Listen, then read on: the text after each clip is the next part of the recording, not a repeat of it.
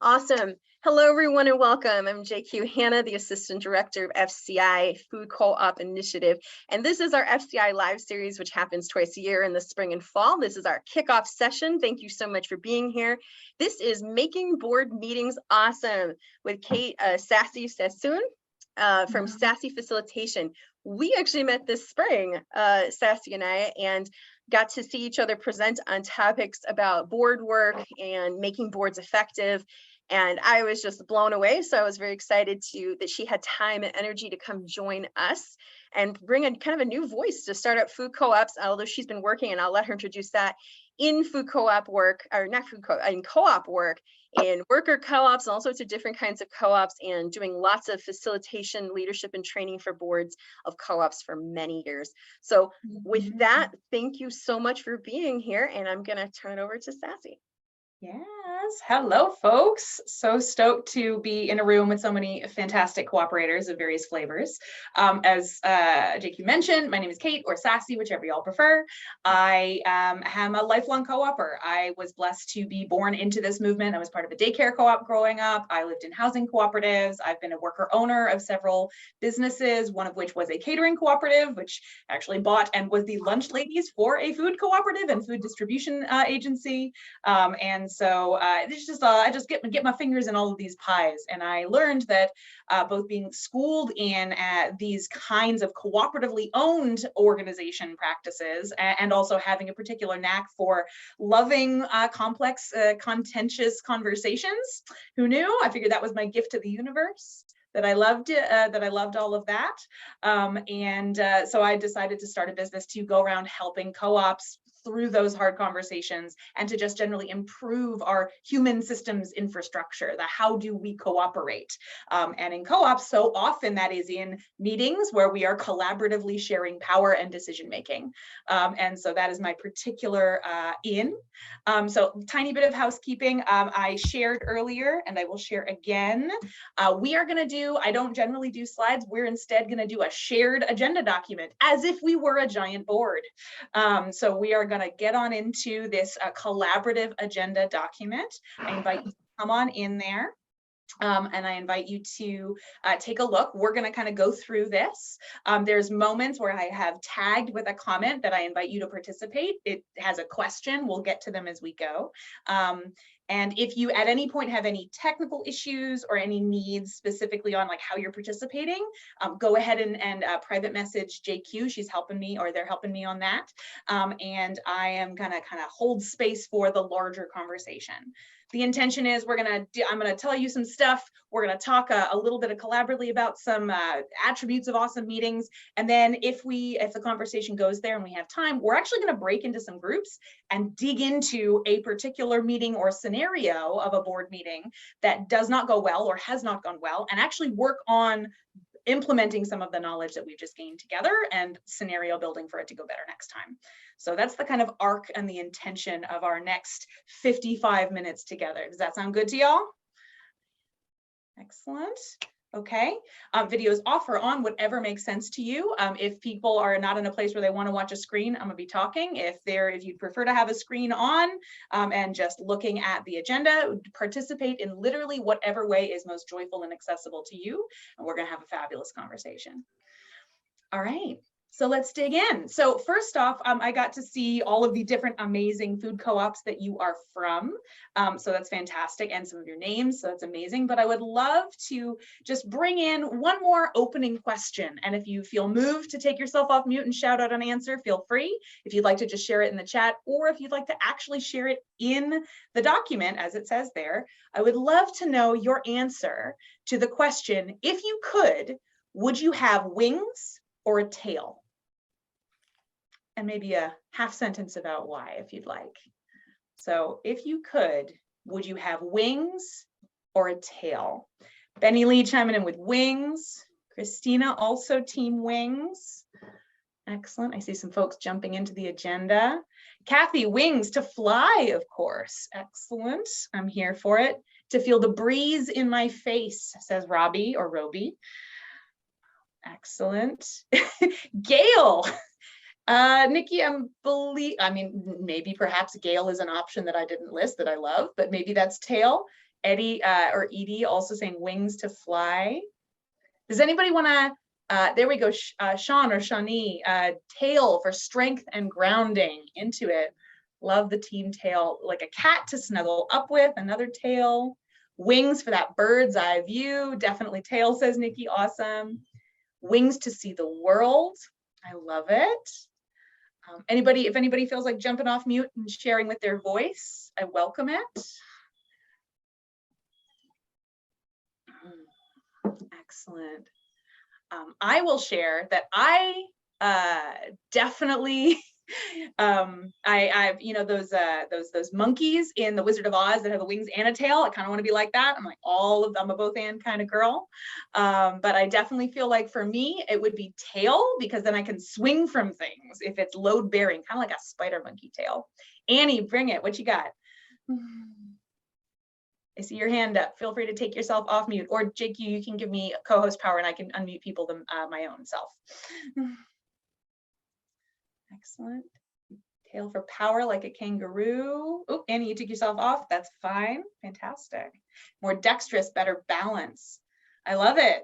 Okay, thank you. I love the diversity. We've got actually lots of wings, but a strong showing for the tail team into it.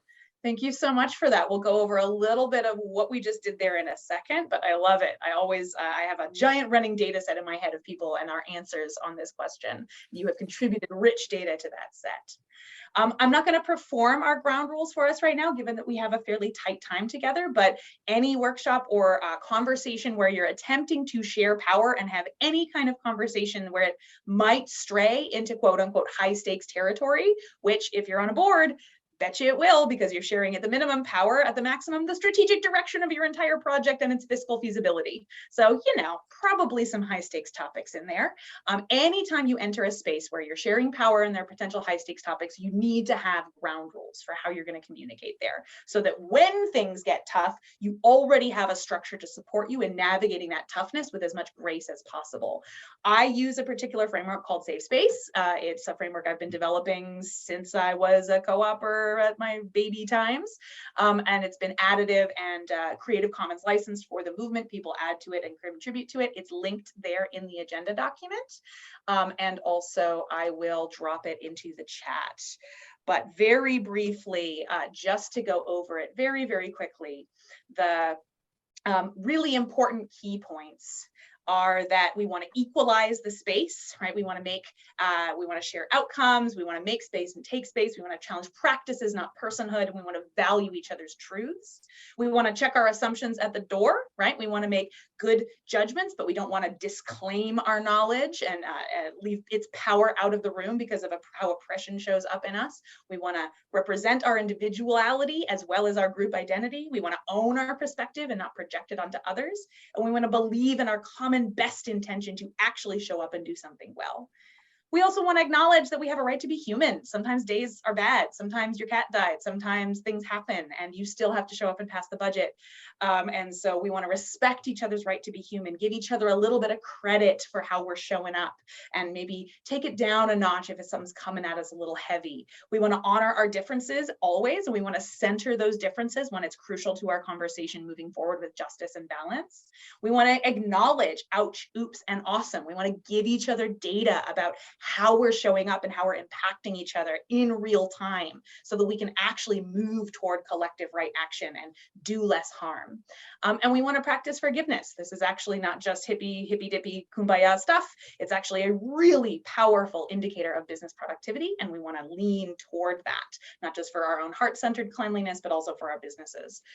And lastly, we want to practice consensual dialogue. This is the nuts and bolts of how we communicate. We want to actively listen. We want to take a risk and speak up, but never force each other. We want to give each other rights to pass. We want to mix it up a little bit. Silence is okay and speed is okay. So there might be some, pauses in our conversation, and we might go kind of fast sometimes because we acknowledge we got a diversity of brains in the room. And the 50% rule, which is simply, we want to make sure that we all share and co-own any issue and any defining of its solution. We all share together in what we're doing here together. So that's the very fast version of our safe space. Normally we'd go through it. I'd ask if you had any questions. We'd kind of co-agree on it. We'd add things that are missing. We'd take out parts that aren't relevant. And then we'd solidify those, write them down, stick them on a wall, and point to it when we get into our meetings together. But I just wanted to bring that into the room for y'all very fast to say, this is a tool I use. I have found it useful. Any quick clarifying questions on what I've just shared there, or the link? Is anybody not getting the link? Sound good? Okay, cool. One is, so real quick, there was a couple accessibility issues with the Google Doc. If you need me to email it as a Word doc, please direct message me and I'll have it right over to you. Excellent, thank you. Yeah, I set it to share all, but some people's computers and platforms do not work so well. I will say, whoever has selected all of it right now, maybe that might be you, JQ, maybe click so that it becomes unpink again for those who need different ways of seeing it. There we go, awesome. Okay, and for those of you who have just joined us, I will drop that link in again. No, that's not it. That we are sharing our collaborative agenda document. All right. So let's dig in. Meetings in a cooperative context. So meetings are important, they're frequent, they're a thing that we do a lot of, but in cooperatives especially, they're particularly important because they're one moment in the kind of landscape of dialogue and decision making that you're enacting, especially as a board. But they're a really, really important one because they're the most frequent, right? Conversations that are structured and have an agenda where we have a time that we have processes around those are actually the kind of most frequent resource and locus of how you reproduce power as your organization and how you actually do the work of being a board. So running those meetings democratically and inclusively is actually a huge indicator of how democratic, inclusive, and hopefully successfully cooperative your organization is going to be. So I always think if I've got $1 to put on making my co-op thrive in terms of its organizational function, the board meetings or board and staff meetings is where I would put that dollar, because it's so many things: the culture of your organization, the function of your organization, the health of your strategic plan, all flow from these particular meetings being awesome. So they're really, really crucial in a co-op. So let's talk a little bit about awesome meetings. So I'm gonna throw a bunch of information at you. If you have questions as we go, throw them in the chat and we'll highlight them. This again is very much this is your time. I got lots to say about board meetings. I've facilitated hundreds and hundreds of them. They're amazing and great. If there's ever a moment where you're like, actually, I would like to know more about that thing you just said, break it in. This is your time. My brain is here for you. So I have an agenda, but that's mostly because this is what I find to be useful for most folks. Also, if you haven't noticed, when I get excited, which I do about democracy, I tend to talk kind of fast. If you need me to slow down, no judgments, just let me know. I know I talk too fast. It's a struggle I have. Please help me help you better. So first off, I'm gonna go through the roles in an awesome meeting. Identifying roles and breaking out responsibilities is a huge and very important component to have efficient productivity. So first, you need a facilitator. That is the steward of the dialogue. I like to think of facilitators as gardeners that tend the soil in which your garden will then optimally grow, right? So you steward the space, you don't necessarily run it with a heavy hand. That empowers everybody to participate in the fullest way. You also need a notes taker, taking succinct and relevant notes and distributing them in a timely manner. You all will define what is timely for your group, cadence and situation, but it is super important to get those before you need to take action. You also need a food and space fluffer or hospitality manager or whatever your word for this is. The first worker co-op I was a co-owner at, we called this person the mom.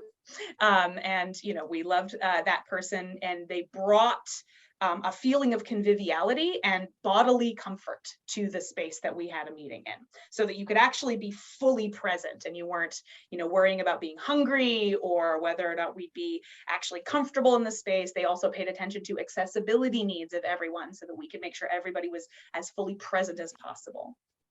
And then there's a bunch of others that, depending on your group and your culture, you may have other roles. Other ones that I've seen that are amazing are vibes watchers, right? Someone whose specific job is just to tend, especially during contentious conversations, to the vibe of the room. And if we're bending toward alignment versus dissonance, and they are empowered to interrupt the agenda to actually bend us back toward alignment at any point should we need it. And that's their entire job, and they support the facilitator in that job. There's also experts. Maybe you need to call in an expert or rely on a special expertise, advocates for different things, participants in general. A backup or co-facilitator is amazing when you can get one, depending on the size of your board. There's a lot of really creative roles that I've seen to break out the labor of an amazing meeting. Also, many of these roles rotate in cooperatives, which is actually a really powerful way to make sure that everybody walks in the same set of shoes, and you empower and skill up all of your board members in the various functions, and making sure that you're distributing and leveling out any implicit power that one person or one role may have. Quick query, any other roles that you have heard of or seen or been on a board or another group? What are some other roles that might steward the awesomeness of your meetings? Feel free to drop it in the chat or jump off mute. Timekeeper, yes, breaking out that specific role just for time, that can be amazing if you have the amount of people. Also, I love making sure if you have 7 or 8 or 9 board members and you don't have a role for everybody, giving everybody a role is actually a really great way to bring people into how to be a board and also bring them into participating very well. It can be a really good accessibility metric to like actually know everybody has a function here and you can always do that function. So timekeeper breaking out's a great one. Any others? Creative roles?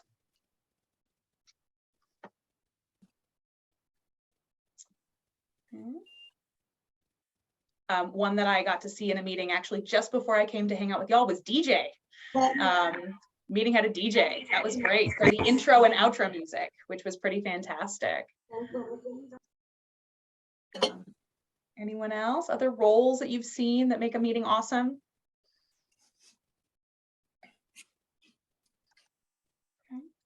Okay. One that, depending on your context, may be relevant is childcare coordinator, depending. So childcare coordinator may be a role writ large, or it may be a meeting role, depending on how you're doing your childcare. Person responsible for brain breaks if it's too long, yes. Hopefully your facilitator is taking that on, and if they need backup, having a person whose specific job is that. One of my favorite ways to crowdsource that job is actually putting a big red button in the middle of the table, either on a piece of paper or metaphorically. And if anybody in the group feels that, no, we're now stuck, we're stymied, we're not actually helping each other, we need to take a break, everyone is actually empowered to hit that button, and the group is required to take a 2-minute dance break or body break at that moment. That's actually a really great way to just crowdsource the responsibility for keeping us on track while making it kind of fun. Okay, fantastic. Does anyone have a question about why the heck we need roles, or why we need these specific roles as core? If you only have 2 people on your board, you need to have at least facilitator and notes taker. Even if it's just 2 folks, you need someone who is tasked with keeping the agenda on track and keeping us to our agreements, and some person who's recording what we do so we don't reinvent the wheel every week. Nikki, great, not sure on my list. Interpreters, absolutely. If you have multiple languages in your meeting, or there might be a chance that there are multiple languages in your membership, and you're doing, you know, this is maybe an AGM or a more public meeting, bringing interpretation is absolutely key, or having interpretation services. Luckily, there are now many interpreters cooperatives out there in the world, and several based in North America, who handle many languages, so we can even co-opt that if we need to. But great thinking. Excellent. Okay, roll us forward into the arc of a great meeting. So I would love for y'all to put on your why, the question for each one of these kind of sections that I'm going to illustrate for you. Why is this an important ingredient in an awesome meeting? That's kind of a standing question I want to pose to y'all. And I would love your thoughts and reflections on them as we run through them. So first off, the opening, right? Why do we have like we always have on the schedule, some form of opening, right? JQ and I just did that. She did that. They did that by welcoming you. I did that by introducing myself. And then we had a little moment of ground rules, and we had some form of opening ritual, right? We broke ours into 2 parts, where JQ asked you to share name and co-op, and I asked for wings or a tail. That opening ritual, what is its function? Like, why is it important? Someone shout it out or drop it in the doc. What is the function to the productivity of your meeting of having an opening ritual? I think it helps people to feel included. Included? How so? How does it include them? It builds a sense of camaraderie, a sense that we're all in this together, and it creates just a sense of recognition that we're all individuals, coming together for a shared purpose. Nice. I love it. Yeah. So like for Wings or a Tail, you got commonality. I am Team Tail, but also we got to appreciate each other's uniqueness, and that you explained to me why you think about wings and how that brings you in. And that really allows me to see your individuality even as we are on a team. I love it. In the chat, we've got make connections and be able to identify with each other. Yes, see yourself in each other. Bring focus. So starting with a prayer, awesome, right? A group convocation. Let folks know when to start paying attention. Thank you for that one, Hafida. That is incredibly important, especially in this world of Zoom and multitasking.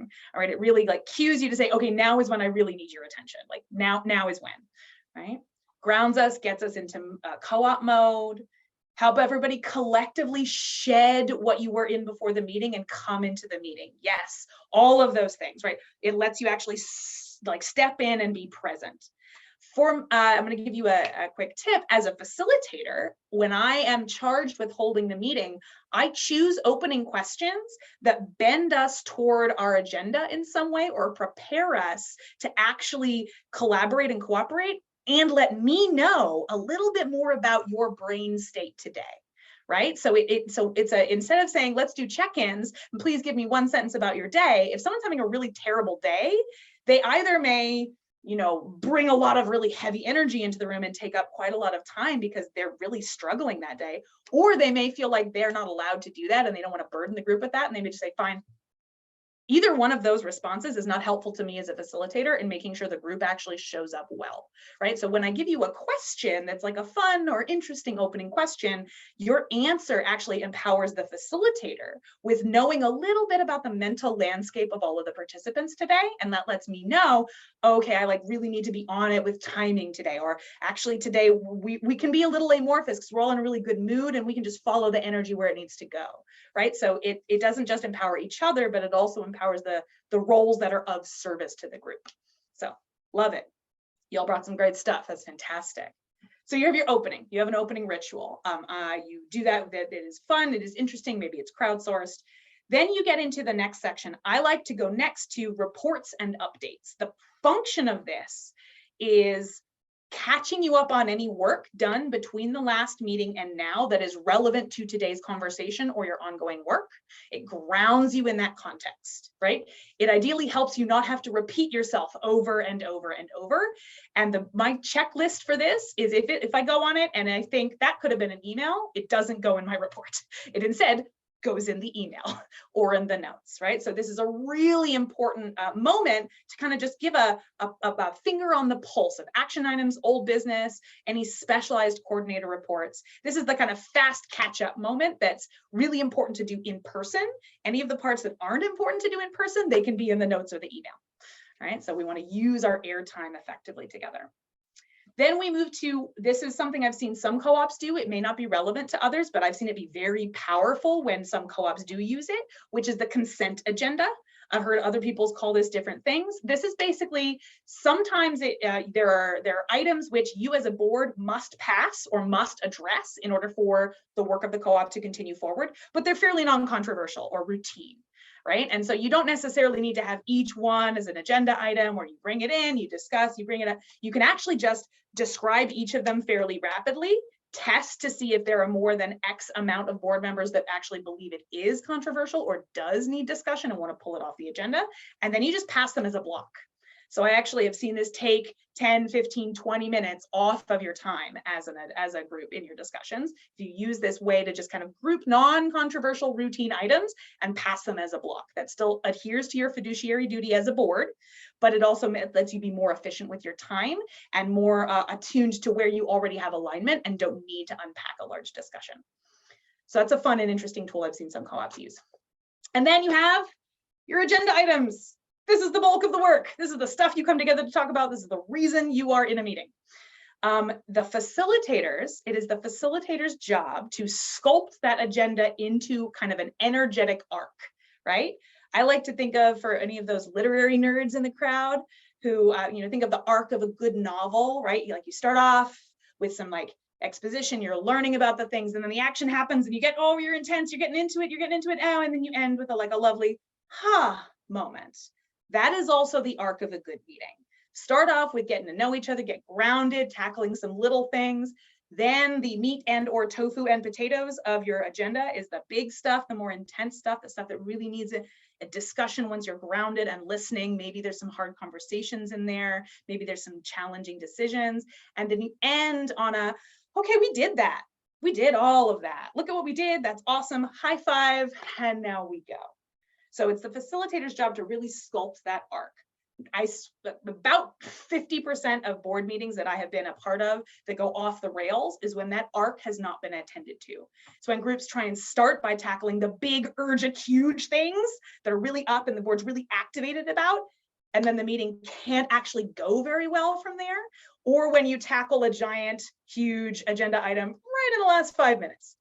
Right? So that arc of time and intensity is actually really important to having a successful and productive board meeting that you get to enter with energy and leave with energy. So to that end, there's the facilitator or whoever's job it is in your co-op to actually sculpt that agenda. Whoever's job it is to do that can only do that if they have the agenda items in front of them and they know what needs to be tackled. So this is a question I have for y'all, and I'd love to get a light survey of how your group does this or aspires to do it. How do you actually get your agenda together? How does that work for you? Is there a formal way of doing that? How do you do it, like in timing? Do you do it at the start of the meeting? Do you do it before the meeting? How far before the meeting? Do you have any pre-work that your co-op does? Is it locked at the start of the meeting, or can you still add things in? I would love to just hear a little story from a couple of people on how you get agenda items onto your board meeting agendas, and like, what's that process look like? I can share ours. Yeah, Brandon, yeah, our free range food co-op, Grand Rapids, Minnesota. We have an Excel spreadsheet document that people can put work session items or board meeting items into, and they indicate which meeting it's for. And then they have to put what the discussion is and what the outcome is that they want out of that topic. And then when I'm building the agenda, I use that document to drive my creation. And then at the beginning of every meeting, we have a spot after introductions to add or delete things from the agenda. And that's the time for the board to weigh in on whether they want things added or removed. Got it. Couple clarifying questions for you. First, who are the people who are putting these agenda items on first? Are they board members? Are they staff? Or are they a mix? We don't have staff, so it's all board members. Yeah, it's all board members. Got it. Okay, so you're board led right now. And do you ask for preliminary estimates of time for your items? Yes, there's a column in there too for how much time they think it'll take and whether it needs a vote or not for approval. Excellent. Fabulous. Love the system. I love a spreadsheet. I'm such a fan. Is there, in your observation and participation, how often do you think the outcomes are actually achieved? I love that you put in like, what is the outcome you want? Is that usually like yeah, we mostly get there, or actually it evolves a lot? I would say more often than not, but that discussion outcome piece is actually new the last couple of months because we weren't as focused as we wanted to be or outcome driven. We had the discussion topic, but the request from people has been they want more information going into the topics and into the meeting. So that was something we just added a couple months ago to improve our functioning. Love it. I love that you're in experimentation mode. Report back to the movement how it goes. That's a great innovation. Thanks for that, Brandon. Love it. Anyone else? Another short story about how you populate or collect your agendas. So yeah, this is Chrissy with the Butte Food Co-op. Ours isn't that different. We use a Google Doc, and then we include any links to relevant materials that should be reviewed prior to the meeting. We include time, who's responsible for reviewing it, and somewhat sort of outcomes oriented. Like if there's a potential to vote on something or action item, we include that as well. As well as we always have our mission at the top of the agenda because that is read at the beginning as a way to sort of have a circle back to it each time. Nice. So that's one day part of we'll all your- memorize it, but we'll still get there. Excellent. And as soon as you memorize it, you'll need to wordsmith it. I love it. But you bring, so you ground in your mission, and then you have a formula that you use to fill that in. That's fantastic. I love the kind of different flavors of collaborative distributed document. I think that's super important in these, especially in this moment where we're dealing with a plague and we're increasingly able to collaborate with comrades across the country or across the world. Having a digital document is really, really important. Does anybody have a process that includes non-digital collection?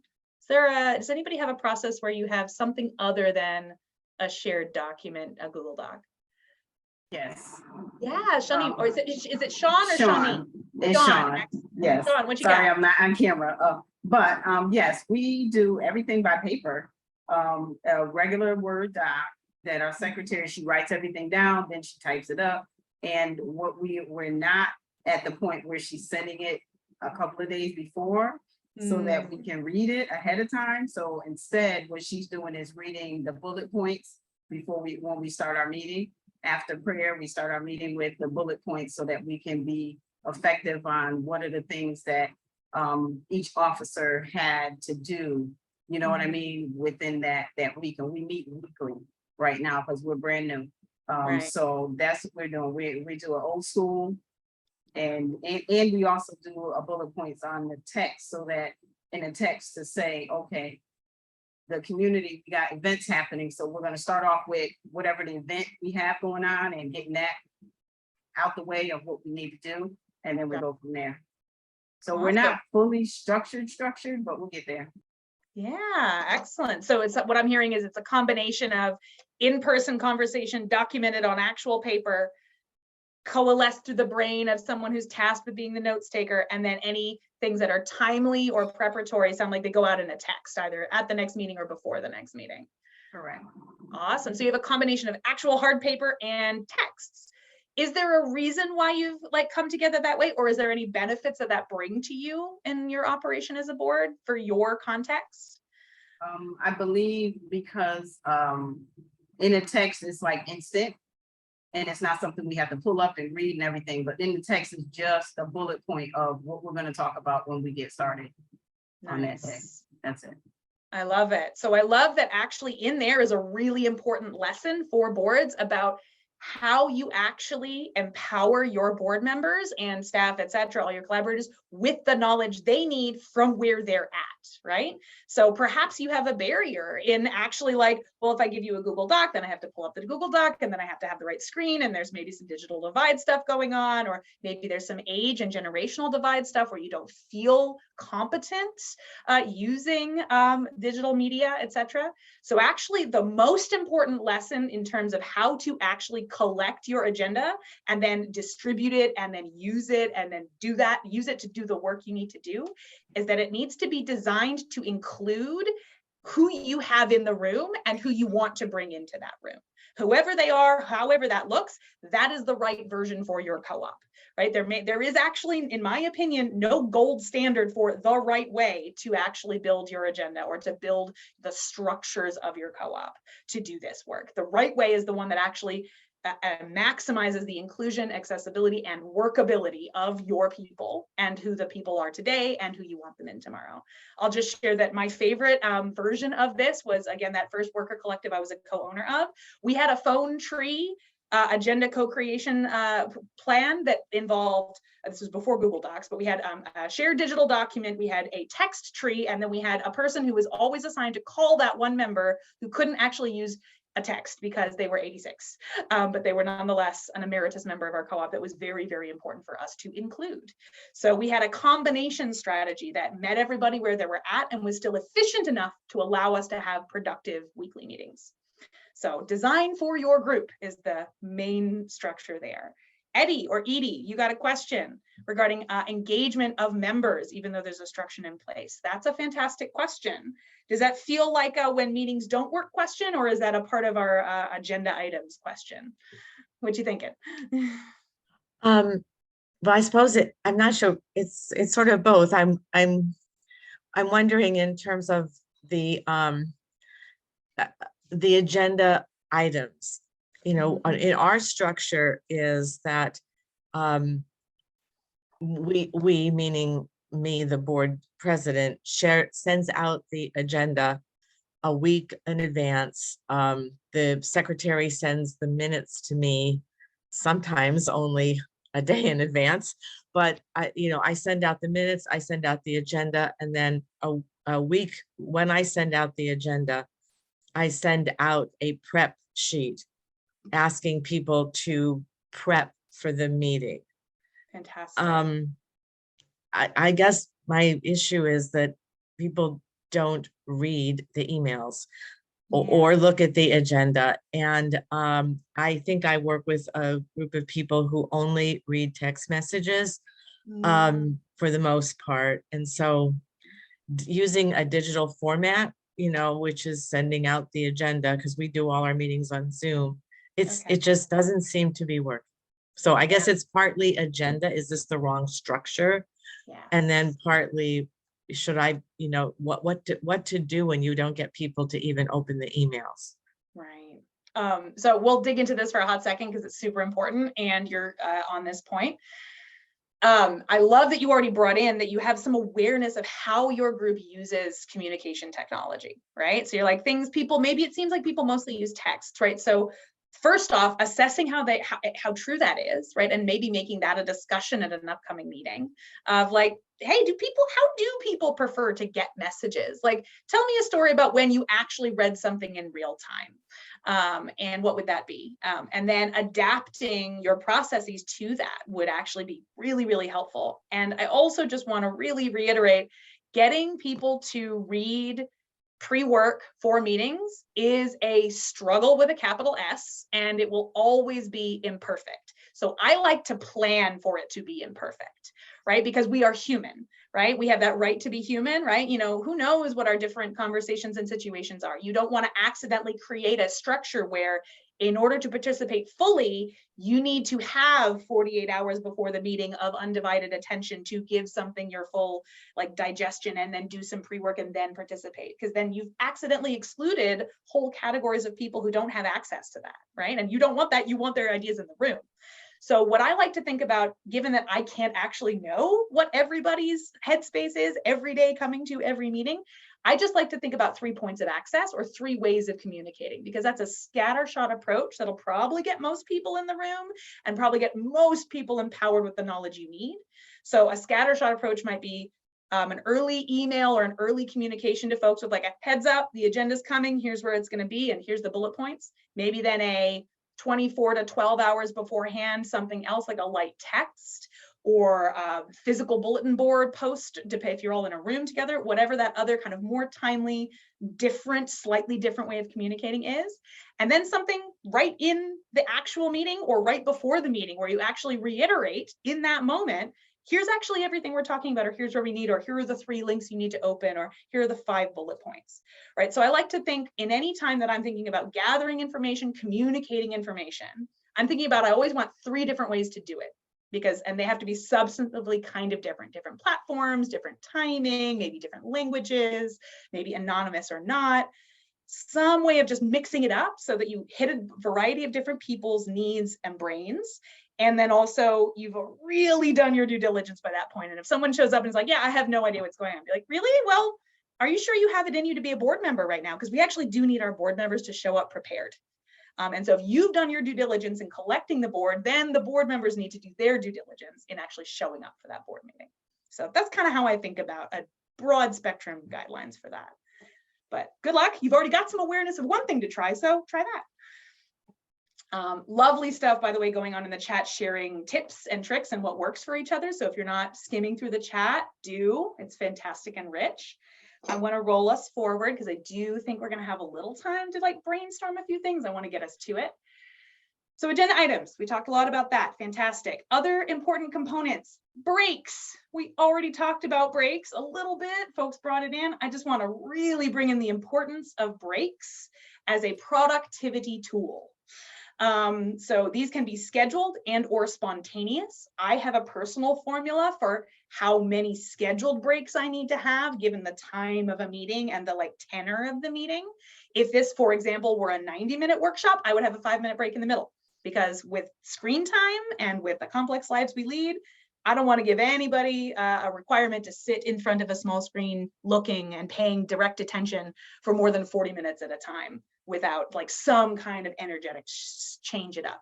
Because not just is it, I don't want to be doing that, it also decreases the quality of your conversation and the data and decisions that you get out of it. So that's why breaks are incredibly important. They keep you on your point, right? I mentioned one way for having spontaneous breaks, the big red button in the middle of the table that anybody can hit. Your vibes watcher could also call breaks. I like to actually also have a kind of a list of what the kind of break that we can take, right? Especially when we're in a digital format. You know, it could be just like, all right, like screen off, let's go, I'll see you in 5, do whatever you want. But it may also be like 2-minute dance break, or it may be this is a food break, please do nourish your body.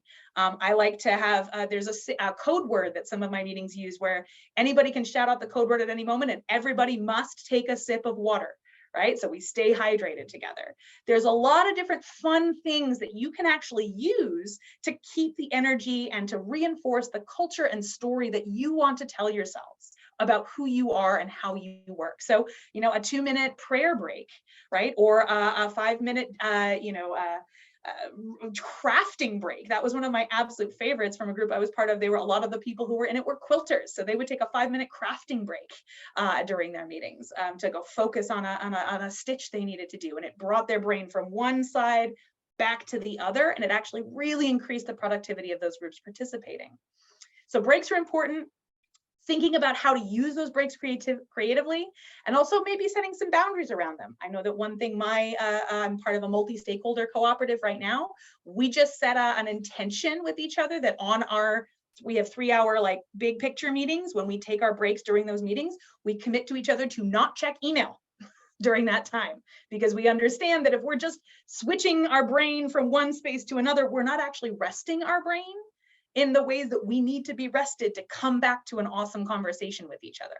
So, you know, there's a lot of different things. Paying attention to how you want to structure your break time or inject the right energy or set our bodies up for success so that our minds may flourish during those breaks is actually a really wonderful tool for you to keep your meetings bending toward positivity, awesomeness, and productivity.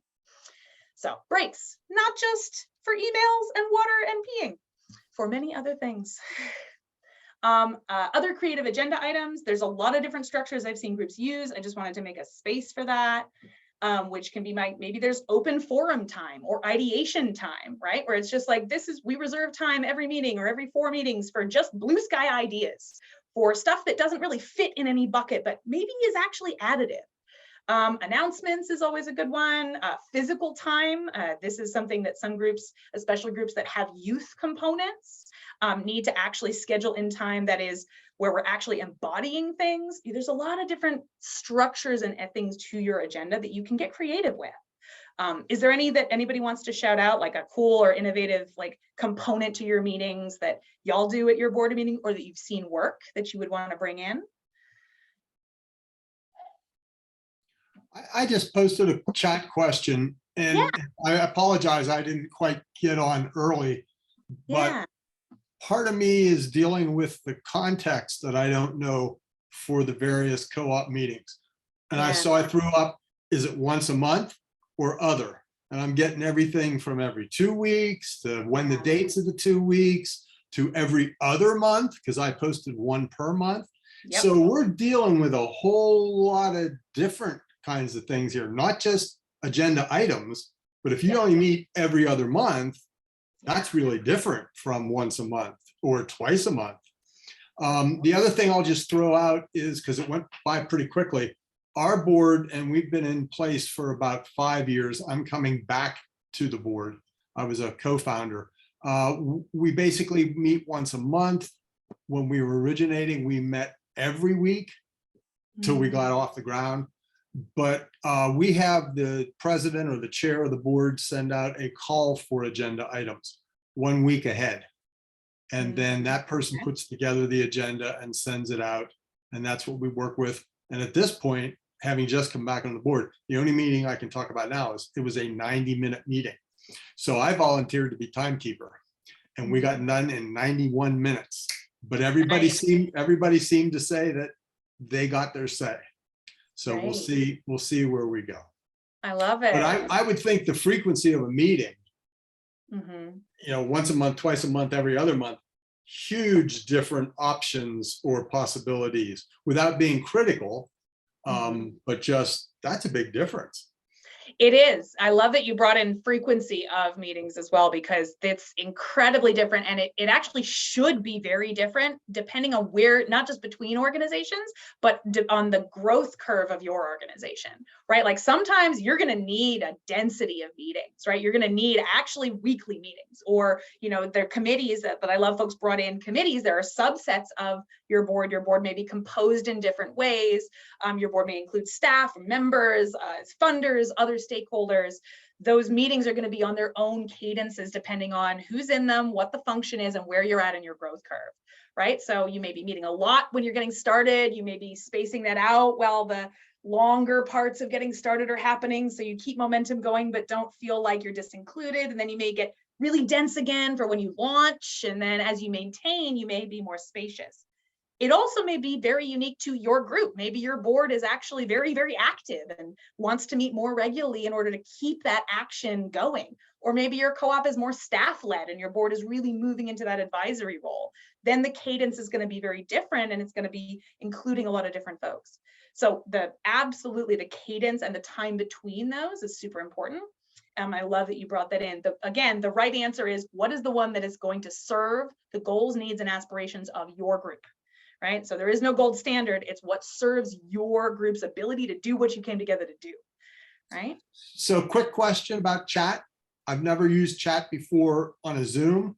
Will this all be pulled together and available for us? Or do I gotta like look and memorize or take screenshots? Fabulous question. JQ, you want to take it? Yeah. So as we said at the beginning, we are video recording, and all the emails, all these will be video recorded. Everyone who registered will get an email on October 7th showing where the links are for every single video recording. At the end of this session, I'm sending you the link to Sassy's document, as well as to the one Brandon just shared with all of us on how to build agendas. And that will be going out right after this call.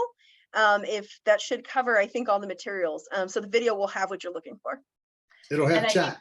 Yeah, so I think the question is about the chat text. We're gonna. Yeah, that was my specific. Will we have a summary of the chat?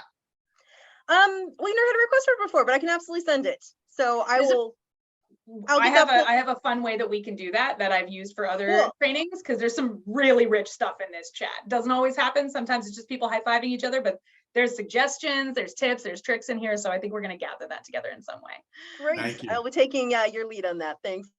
Excellent. And the last thing I want to just highlight before I move us forward and see if we want to actually break into small groups or stay with the group brainstorm, because I'm a straw poll that to y'all, is you mentioned that it was a 90-minute meeting and you ended on 91 minutes. That is something that's incredibly important to think about. Timeliness is one of the ways that you show respect for each other's lives and the work-life balance that you're engaging in, and also respect for your expertise and brilliance as a cooperative.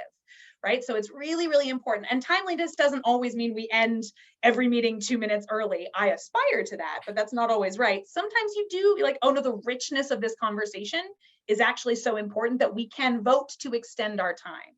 But the key thing there is that keeping it timely and keeping the power to determine the definition of timely in the hands of the people in the room is a key ingredient in keeping people coming back to that room. Right? So one thing people often ask, how do we do board member retention? How do we make sure our board members are activated and engaged? My first question is, how long are your meetings and how long do you say they are? Because that's actually a really important cultural moment to set about how we actually show up for our word and respect each other here and make space for our lives and each other's lives and the complexities therein, right? So I love that you brought that in. Just wanted to piggyback on it for a second. To roll us forward, last thing in the arc of a good agenda is closing. Closing is super important. It's as important, if not more important, than opening. Does anybody have any idea why? I have some listed there, but is there anything particularly up for anybody about why do we close?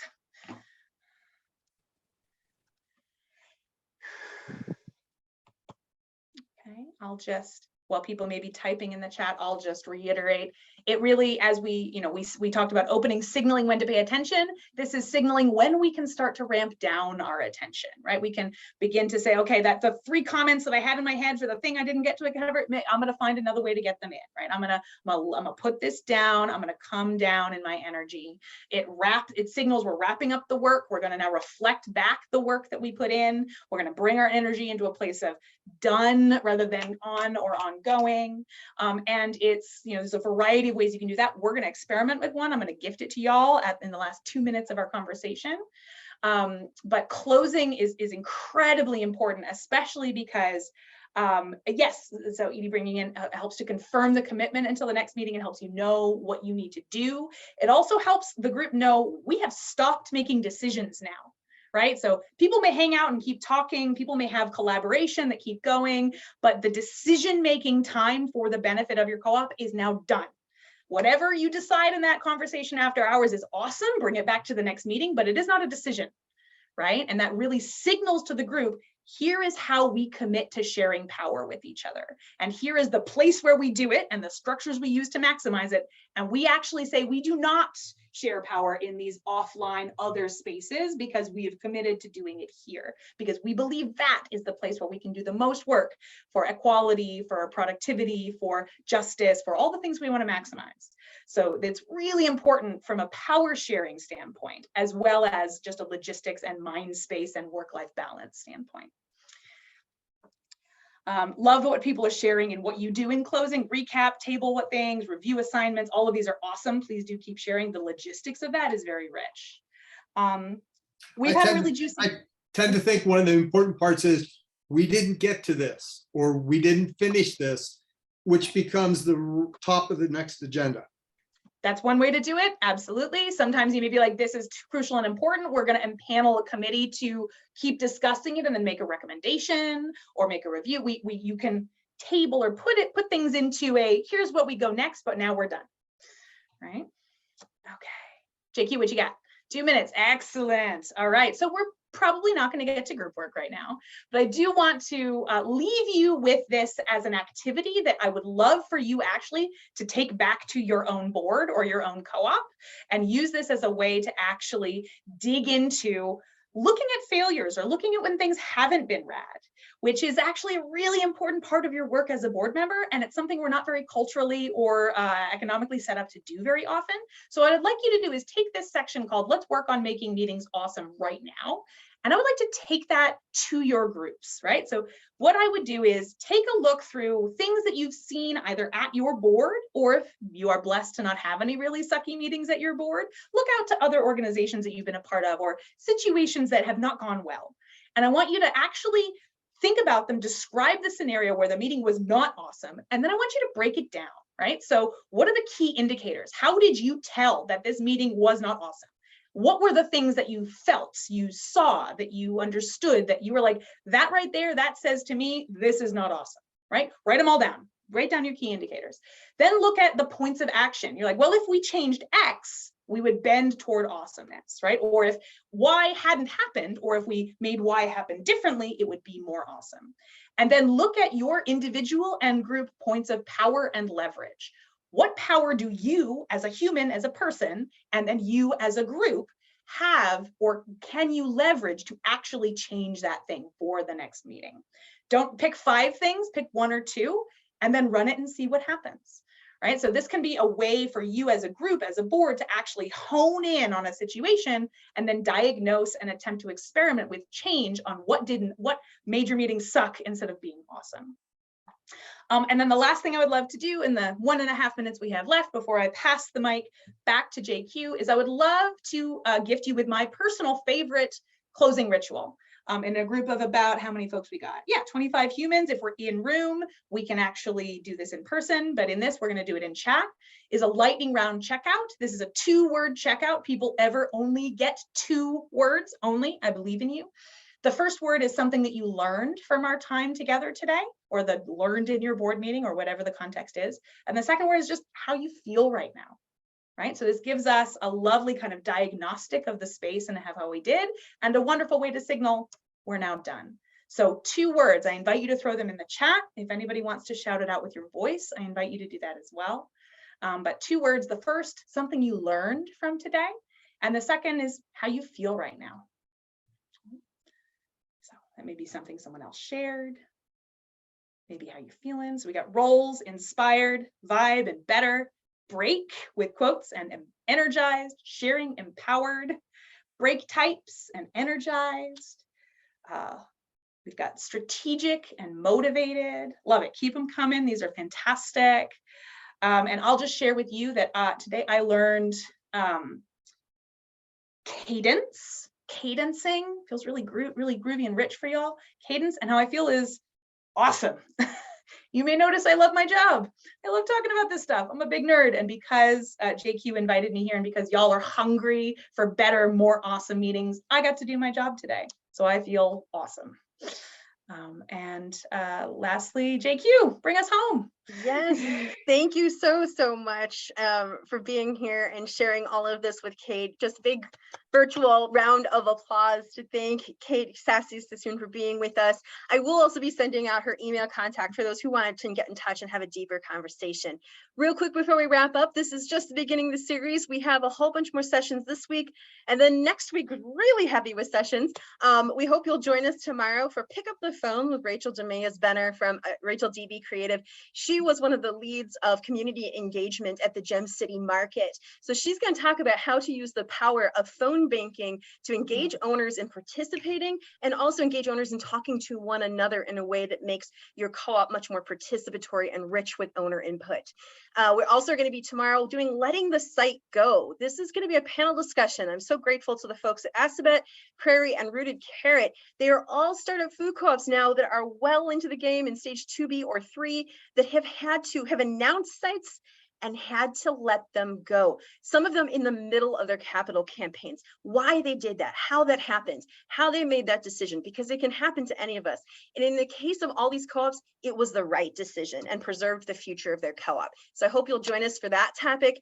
And then on Thursday, we'll have Sassy will be back with solidarity and multi-stakeholder co-ops. This is another one you guys really want to talk about. Sassy has a strong background in this, is part of a multi-stakeholder co-op, as well as we will have Leela Klein here from Co-op Dayton, who helped set up the worker. There are both a worker owner, it's called Solidarity Co-op, both worker and consumer or owner co-op at Gem City Market. So she'll be here to discuss that too. And that's just going to be a lively conversation with 2 people who are in the middle of that work. Real quick, we do want to thank our sponsors that make all this possible. So thank you to the USDA, to National Cooperative Bank, National Cooperative Grocers, and CoBank. Yeah. For those of you who have the time to stick around, Sassy has said that she absolutely is happy to stick around for